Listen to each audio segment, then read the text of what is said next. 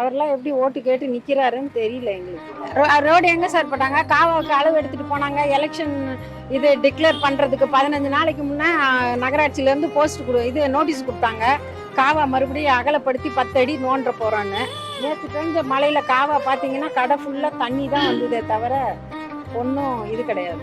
Date declare பண்ணுறதுக்கு முன்னாடி 2 நாளைக்கு முன்னாடியே போட்டு முடிச்சிட்டாங்க. அவ்வளோதான்.